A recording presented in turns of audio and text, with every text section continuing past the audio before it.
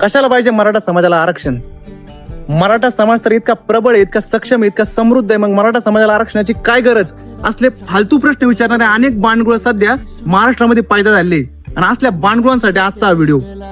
मित्रांनो, मराठा समाज जेव्हा आरक्षणाची मागणी करतोय तेव्हा आम्ही इतर कुठल्याही समाजाला त्रास नाही येता, इतर कुठल्याही समाजावर अन्याय न करता आम्ही आमच्या हक्काची मागणी करतोय. आणि त्यानंतर मित्रांनो, अनेक जणांचं असं वक्तव्य येतं की मराठा समाजाला आरक्षणाची काहीच गरज नाही, कारण मराठा समाज हा भरपूर प्रबळ आहे, भरपूर सक्षम आहे, समृद्ध आहे. जे समृद्ध लोक आहे मित्रांनो ते फक्त 2 ते 3% आहे. उरलेला 97-98% समाज हा फक्त शेती आणि शेती निगडीत व्यवसाय करतो आणि शेतीमध्ये काय उरतंय फक्त शेतकऱ्याला माहिती आहे. आणि ही शेती करत असताना लाख रुपये, 50-50 हजार, 2-2 लाख फी भरणं मराठा समाजाला शक्य नाही. म्हणून मराठा समाज आज रस्त्यावर उतरलेला आहे. आणि हे कधी कळणार तुम्हाला? जोपर्यंत आम्ही रस्त्यावर उतरणार नाही तोपर्यंत कधी कळणार? त्यामुळेच एवढे मोठ्या संख्येने आज आमचा समाज मुंबईला गेला आहे. आणि आज तर फक्त मुंबईला गेला आहे, कदाचित वेळ आली तर दिल्लीलाही जाऊ आणि आमचं आरक्षण आम्ही मिळवून दाखवू.